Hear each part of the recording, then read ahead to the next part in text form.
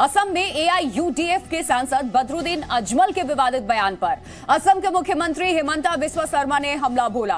हिमंता ने कहा कि महिलाएं बच्चे पैदा करने की फैक्ट्री नहीं है। अजमल सिर्फ वोट बैंक के लिए, एक वर्ग को खुश करने के लिए ऐसे बयान दे रहे हैं।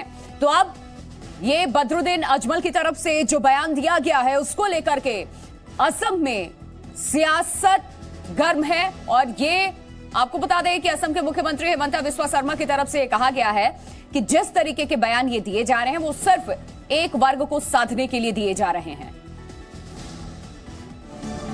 असम की राजनीति में विवादित बयान देने वाले एआईयूडीएफ अध्यक्ष बदरुद्दीन अजमल ने हिंदुओं से कहा है कि हिंदू ज्यादा से ज्यादा बच्चे पैदा करें। उनके इस बयान पर अब असम के मुख्यमंत्री हिमंता बिस्वा शर्मा ने अजमल पर निशाना साधा है। हिमंता ने कहा है कि मां की कोख कोई खेल। क्या आप मुद्रा लोन के लिए दर्जनों बैंक जाकर थक चुके हैं? आसानी से 10 लाख मुद्रा लोन कैसे प्राप्त करें सीखना है तो फ्रीडम ऐप को अभी डाउनलोड करें। नहीं है। इसके साथ ही हिमंता ने मुस्लिम महिलाओं को अजमल जैसे नेताओं से सावधान रहने की भी सलाह दी है। साथ ही कहा है कि वो 2 ही बच्चे पैदा करें और उन्हें डॉक्टर इंजीनियर बनाएं। আপোনালোকে বাচ্চা ইমান জন্ম দিব যাতে ডক্টর কৰিব পাৰে, ইঞ্জিনিয়াৰ কৰিব পাৰে। सोमवार को एक जनसभा को संबोधित करते हुए हिमंता बिस्वा शर्मा ने बदरुद्दीन अजमल की हिंदुओं के खिलाफ बच्चा जन्म देने के विवाद का जिक्र किया। साथ ही कहा कि अजमल गरीब मुस्लिम बच्चों का खर्च उठाने के लिए तैयार है तो मुझे कुछ नहीं कहना। বাচ্চা জন্ম দিয়াৰ কৰাৰ কোনো অধিকাৰ নাই। যদি আজমলে খৰচা দিয়ে তেতিয়াহ'লে মই খবৰকে কম 10টা 12টা বাচ্চা জন্ম দিয়ক। वहीं असम सरकार ने अलकायदा लिंक वाले मदरसे की जगह पर मॉडल स्कूल बनाने का फैसला किया है। मरकाजुल मां आरिफा करियाना के नाम वाला ये मदरसा असम के बोगाई गांव जिले में बना हुआ था। मुख्यमंत्री हिमंता बिस्वा शर्मा ने सोमवार को कहा कि तोड़े गए मदरसे की जगह पर मॉडल स्कूल बनाया जाएगा जिसमें सभी धर्मों के बच्चे आधुनिक शिक्षा हासिल कर सकेंगे। स्कूल का संचालन सरकार करेगी और इसमें पढ़ाई के साथ साथ खेलकूद की शिक्षा भी दी जाएगी। देश में ऐसा प्रयोग पहली बार होने जा रहा है जहां पर मदरसे को तोड़कर स्कूल बनाया जा रहा हो। ब्यूरो रिपोर्ट, जी मीडिया। तो ये रिपोर्ट हमने आपको दिखा दी है। तमाम खास मेहमान हमारे साथ इस चर्चा में जुड़ेंगे, उनसे आपका तारुफ कराऊं, लेकिन तमाम वो सवाल पहले आप जान लीजिए जो बदरुद्दीन अजमल के इस बयान के बाद खड़े हो रहे हैं। महिलाओं पर संवेदनहीन सियासत क्यों? सबसे बड़ा सवाल ये कि सियासी लाभ के लिए आप इस तरीके की बयानबाजी करेंगे। महिलाओं को मशीन मानने वाली ये कैसी सोच है आखिरकार जो इस वक्त समाज में पनप रही है? आबादी पर घमसान, महिलाओं का क्यों अपमान? महिलाओं पर माइनॉरिटी पॉलिटिक्स आखिरकार कब तक? वोट के लिए महिलाओं की मर्यादा पर चोट क्यों? और एक बार नहीं, हर बार ये देखने को मिला है। तमाम खास मेहमान हमारे साथ जुड़ चुके हैं। चर्चा की शुरुआत करें। विजय शंकर तिवारी हमारे साथ प्रवक्ता हैं वीएचपी के, दानिश कुरैशी हैं नेता एआईएमआईएम के, संगीत रागी हैं राजनीतिक विश्लेषक, और हसन उल हक हैं वरिष्ठ वकील हमारे साथ जुड़े हुए हैं। सभी का बहुत स्वागत है सर जी न्यूज पर। सबसे पहले शुरुआत मैं दानिश कुरैशी जी आपसे करना चाहूंगी। ये बदरुद्दीन अजमल की तरफ से जो बयान दिया गया, इससे पहले भी इस तरीके की बयानबाजियां होती रही हैं, लेकिन राजनीतिक फायदे के लिए, एक वर्ग को साधने के लिए ऐसी संवेदनहीन राजनीति की जा रही है। इस वक्त ऐसी बयानबाजियां की जा रही है। एआईएमआईएम क्या इसका समर्थन करती है? ऐसी सोच आप भी रखते हैं क्या? देखिए, मेरी बात सुनिए। मुझे लगता है कि मतलब ये मेरा व्यू है। अजमल साहब ने क्या कहा है वो तो वही क्लैरिफाई कर पाएंगे, लेकिन जो कुछ भी उन्होंने कहा है कानूनी एतबार से अगर जुर्म है तो हिमंता बिस्वा शर्मा कार्रवाई वो नहीं किया। और जैसा कि सवाल आज अजमल साहब पे उठ रहे हैं, हेमंता बिस्वा शर्मा पिछले 1 हफ्ते से जो बोले जा रहे हैं, आपने बदरुद्दीन अजमल ने क्या कहा वो सुना है सर? सुनिए, बिल्कुल सुना है मैंने, लेकिन उसके बाद हेमंता बिस्वा शर्मा जो मुख्यमंत्री हैं वो महिलाओं के लिए क्या कह रहे हैं वो आपने सुना? मैं एक बार आपको सुनवा दूं, क्या कहा उन्होंने, अगर आप क्लियर नहीं है कि क्या बयान उनकी तरफ से दिया गया। अरे हेमंता बिस्वा शर्मा का सुनवाइए ना, जो महिलाओं को क्या कह रहे हैं कि वो फैक्ट्री नहीं है। ये शर्मनाक पहले बात नहीं है। आपको सुनवाते हैं बदरुद्दीन अजमल ने क्या कहा। सवाल मैंने आपसे जो पूछा उसका आप जवाब नहीं दे रहे हैं। पहले सबको सुनवा देती हूँ दानिश कुरैशी जी, पहले सुनवाती हूँ, सुनवाइए जरा। बदरुद्दीन अजमल की तरफ से महिलाओं को लेकर के क्या बयान दिया गया, फिर सुनवाऊंगी कि हेमंता बिस्वा शर्मा ने क्या कहा है। पहले सुनिए। मुसलमानों के प्लानिंग के अंदर ऐसा कुछ नहीं है। 22 साल में शादी कर लेते हैं, लड़कियां 18 साल सरकार ने इजाजत दी, उसके बाद शादी कर लेते हैं। वो लोग 40 साल से पहले 1, 2, 3 इलीगल बीवियां रखते हैं, वहां बच्चे होने नहीं देते हैं, उनका खर्चा वो बजाते हैं, मजा उड़ाते हैं। उसके बाद 40 साल के बाद माँ बाप ने मजबूर किया या कहीं फंस गए तो एक शादी कर ली। वो भी अपनाना चाहिए मुसलमानों के इस फॉर्मूले को कि अपने बच्चों को, जवानों को 20-22 साल में शादियां कराओ, लड़कियों को 18-20 साल की उम्र में शादियां कराओ, फिर देखो आपके यहाँ भी कितने बच्चे पैदा। तो बदरुद्दीन अजमल ने क्या कहा ये भी सुन लिया आपने, और हेमंता बिस्वा शर्मा ने क्या कहा है ये भी जरा मैं सुनवा देती हूँ। उसके बाद सभी गेस्ट का मैं रुख करूंगी, रिएक्शन लूंगी, ताकि क्लियर हो जाए आप लोगों को भी। जो दानिश कुरैशी ने कहा है कि मुझे नहीं पता कि वो कहना क्या चाह रहे हैं, तो दोनों की तरफ से, क्योंकि सवाल जब किया तो वो सीधे असम के मुख्यमंत्री को लेकर के सवाल कर रहे हैं कि उन्होंने क्या कहा, वो भी सुनवाते हैं, उसके बाद रिएक्शन लूंगी मैं। पहले वो बाइट भी जरा सुनवा दीजिए, क्या कुछ कहा है हेमंता बिस्वा शर्मा ने। আপোনালোকে বাচ্চা ইমান জন্ম দিব যাতে ডক্টৰ কৰিব পাৰে, ইঞ্জিনিয়াৰ কৰিব পাৰে। বাচ্চা জন্ম দিয়াৰ কৰাৰ কোনো অধিকাৰ নাই। যদি আজমলে খৰচা দিয়ে তেতিয়াহ'লে মই খবৰকে কম 10টা 12টা বাচ্চা জন্ম। तो हेमंता बिस्वा शर्मा ने क्या कहा, दानिश कुरैशी जी वो भी अब आपने सुन लिया होगा सर। अब आप जवाब दीजिए जो सवाल मैंने आपसे किया था कि क्या आप बदरुद्दीन अजमल की सोच को स्वीकार करते हैं, स्वागत करते हैं। देखिए मैं तो बदरुद्दीन अजमल जी जो हैं वो मुख्यमंत्री नहीं है, हेमंता बिस्वा शर्मा मुख्यमंत्री हैं। उनको कहिए कि जो शायद किसी सभा में वो बोल रहे हैं, जो आपने दिखाया, उसी को ले जाकर वो अपने असेंबली में जाकर रेजोल्यूशन पास कर दे कि भाई जो भी बच्चे होंगे उसका खर्चा बदरुद्दीन अजमल। दरअसल हो क्या रहा है, हमारे यहाँ इस तरीके की पॉलिटिक्स का जो है आदत सी जो पड़ गई है भारतीय जनता पार्टी को, उसी को पेनिट्रेशन में लगी रहती है। आप मुझे बताइए कि मुख्यमंत्री के ज्यादा अनुयायी हैं, अपने ज्यादा अनुयायी हैं। ये बदरुद्दीन अजमल बीजेपी में कब चले गए सर? अरे मैं व्यक्तिगत तौर की बात कर रहा हूं, नेता है बदरुद्दीन अजमल साहब, नेता हैं, हेमंता बिस्वा शर्मा नेता हैं, तो बट ऑब्वियस है उनकी सरकार है हेमंता की, तो उनके फॉलोअर ज्यादा होंगे, तो उनसे कहिए ना कि विधानसभा में जाकर रेजोल्यूट कर दे जो ये सभा में कह रहे हैं, तो सारा खर्चा अजमल उठाएंगे। यानी कि इन्हें बोलते ऐसे ही रहने देना चाहिए। देखिए सुनिए मेरी बात, बोलते यानी भारतीय जनता पार्टी कुछ भी बोलेगी तो वो बोल सकती है। आप उनके साथ खड़े हैं या ऐसी बातों का खंडन करते हैं, क्लियर ही नहीं है। अगर कोई भी नेता इस तरीके की बयानबाजी करता है तो उस चीज की जिम्मेदारी क्या उस राज्य के मुख्यमंत्री की होती है? सिर्फ उसकी होती है, ये आपकी नहीं है, ये आपकी नहीं है। आप जन नेता है, आप सांसद है, आप इस तरीके की बयानबाजी अगर करेंगे तो ये आपकी जवाबदेही नहीं है क्या? ठीक है, विजय शंकर तिवारी जी, क्या कहा था प्रवेश वर्मा ने दिल्ली की सड़कों पे? अरे सर बदरुद्दीन अजमल को लेकर के बात कर रही हूँ, बात कर लीजिए, दिक्कत यही होती है। अच्छा तो प्रवेश वर्मा को लेकर बात नहीं करेंगे आप? बदरुद्दीन अजमल को लेकर के बात कर रही हूँ। हेमंता बिस्वा शर्मा ने क्या कहा है ये भी आपको सुनवा दिया है। आप उस पे जवाब देंगे नहीं क्योंकि आपके पास जवाब नहीं है दानिश कुरैशी जी। विजय शंकर तिवारी हर बार इस तरीके की बयानबाजियां होती रहती हैं। आखिरकार कभी कोई भी, देखिए एक पर्टिकुलर पार्टी, एक पर्टिकुलर नेता के बारे में मैं यहां पर बात नहीं कर रही हूं। महिलाओं को टारगेट किया जाता है, यह बताया जाता है कि उनकी शादी किस उम्र में होनी चाहिए, क्या उनके लिए सही होगा, क्या उनके लिए गलत है। अरे देश में कानून भी है, संविधान भी है, हर किसी को जीने का अधिकार है। देखो आज के जो चर्चा हम कर रहे हैं, आज की चर्चा के दो आयाम हैं। एक आयाम तो है इस्लाम की महिलाओं के प्रति दृष्टि देखने की दृष्टि, और दूसरा आयाम है भारत में बढ़ती हुई जनसंख्या का नियंत्रण। अब जो बदरुद्दीन ने कहा है, वो बदरुद्दीन ने तो वो कहा है जो इस्लाम में कहीं न कहीं बार बार कहा जाता है। इनका तो केवल एक उद्देश्य है कि दुनिया भर में इस्लाम का राज्य हो, और ये तभी हो सकता है कि जहां जहां लोकतंत्र है वहां पर जनसंख्या होगी तो इनका राज्य अपने आप स्थापित हो जाएगा।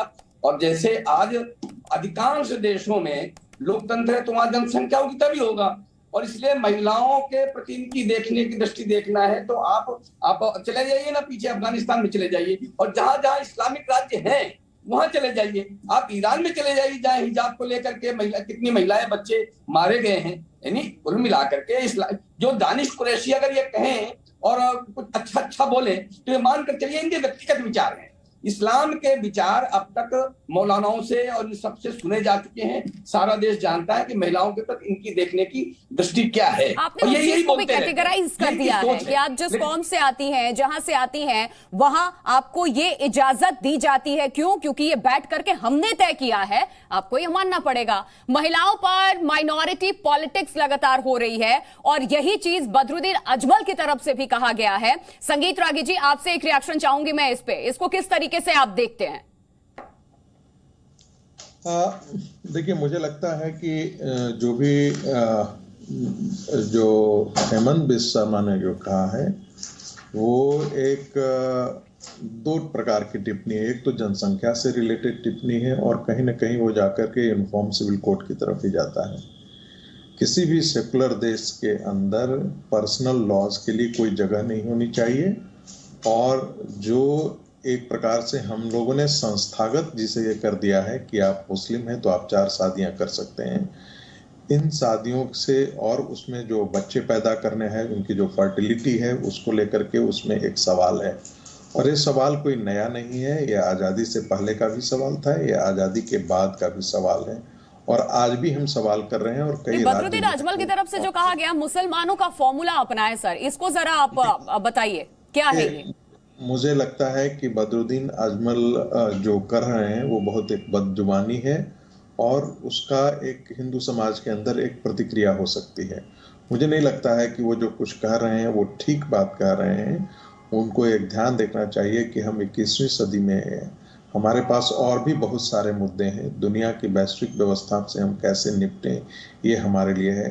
इस्लामिक रेडिकलिज्म दुनिया का सबसे बड़ा एक खतरनाक एजेंडा है, उससे हम कैसे निपटें और भारत के मुसलमान उसमें कैसे साथ आएं, उनको इस पर विचार करना। भारत एक बहुत बड़ी विश्व की ताकत बने, इन सारे मुद्दों पर वो बात करते तो अच्छा होता है। वो एक सांसद हैं, उनके लिए इस प्रकार से महिलाओं पर जो टिप्पणी है वो एक अभद्र और अश्लील टिप्पणी मानी जाएगी। जब कहने को कुछ नहीं बचता तो आप फिर महिलाओं को बीच में लेकर के आ जाते हैं और इस तरीके की टिप्पणी आप करते हैं। हसनुल हक जी, इस देश का कानून क्या कहता है सर महिलाओं को लेकर के, और क्या किसी समाज के लिए कोई स्पेसिफिक कानून है? बहुत बहुत शुक्रिया आपका मैम। सबसे पहले मैं कहना चाहूंगा कि मौलिक अधिकार हिंदुस्तान के संविधान ने हम सबको, हिंदू मुस्लिम सिख ईसाई जितने भी समाज, जितने भी धर्म के लोग हैं, सबको मौलिक अधिकार दे रखा है। Right to life, right to choose, सब है इनके पास है। अपने हिसाब से ये करते हैं। अगर है बच्चे पैदा करने का मामला हो तो ऐसे नहीं कर लेते हैं ना। अभी जिस तरीके की असम के मुख्यमंत्री ने टिप्पणी की है, बच्चा जनने की मशीन, आप भी एक महिला है, हमारी बहन है, मैं इसकी कड़ी निंदा करता हूं। जितनी भी निंदा करनी चाहिए, अगर महिलाओं पर टिप्पणी कोई भी व्यक्ति करता है उस पे, और महिला आयोग में जाना, महिला आयोग को इस पर सख्त कार्रवाई होनी चाहिए। आप महिलाएं दो में अगर संबंध अगर पति पत्नी में हो रही, वो कितने बच्चे पैदा करेंगे और कितने, एक करेंगे, दो करेंगे या जितने करेंगे, उस पे सवाल उठाने वाला मैं या कोई और कैसे हो सकता है? हम खाएंगे क्या, कितने बच्चे पैदा करेंगे, कैसे हो सकता है? आप है अभी हमारे वीएचपी के एक बैठे हुए थे, वो क्या कह रहे थे इस्लाम के बारे में? अलग अलग बात। सती प्रथा कहां थी? आप सती प्रथा क्यों भूल जाते हैं? आप इस पे हैं, आप जो है स्तन ढकने का टैक्स दिया लिया करते थे। ऐसे लोग जो हमारे महिलाओं के साथ जो है दुर्व्यवहार हुआ करता था, इस पे क्यों नहीं बात करते? आप लोग हैं, आप गलत तरीके की ये जो चोर जो लोग कह रहे हैं कि इतने बच्चे पैदा करो, इतने नहीं करो, ये बाबा साहब भीमराव अंबेडकर के संविधान पे, उनके बनाए हुए कानून व्यवस्था पे चोट है।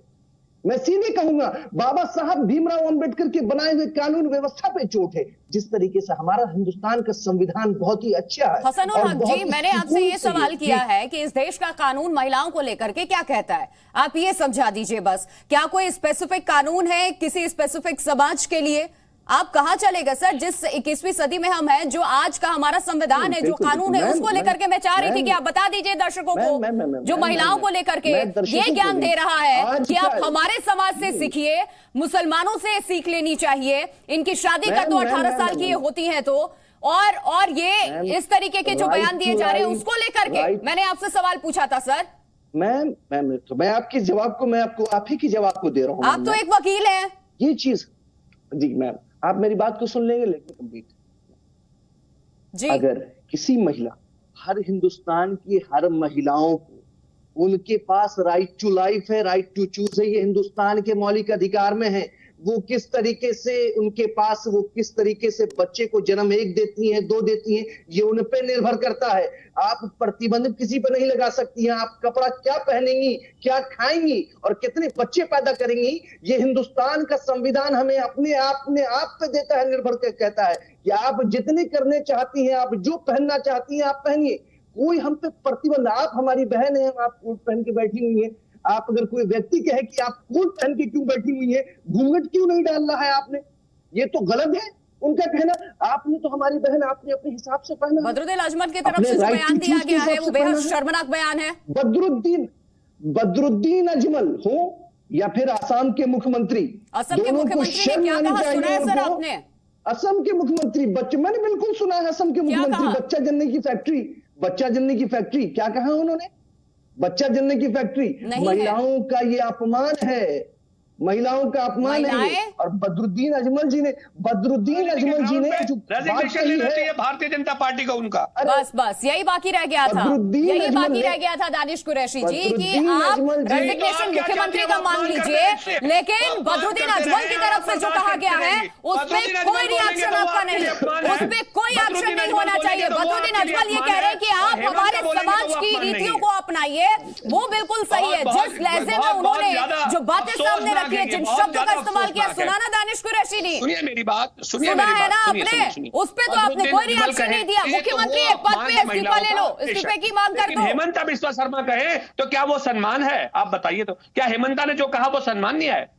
कब लेगी भारतीय जनता पार्टी मॉरलिटी के ग्राउंड पे उनका रेजिग्नेशन? नहीं, तिवारी जी बैठे हुए हैं, तिवारी जी बैठे हुए हैं, क्या तिवारी जी का विरोध आप कीजिए, लेकिन इस देश के संविधान और कानून का तो सम्मान करते ना, सबके लिए एक होता है और होना भी चाहिए ना। जो स्तन ढकने का टैक्स लेती थी कि नहीं तिवारी जी? इन्हीं के समाज के लोग, तिवारी जी के समाज के लोग स्तन ढकने का माइनॉरिटी का प्रोपोर्शनल रिप्रेजेंटेशन बताइए आप है कहीं?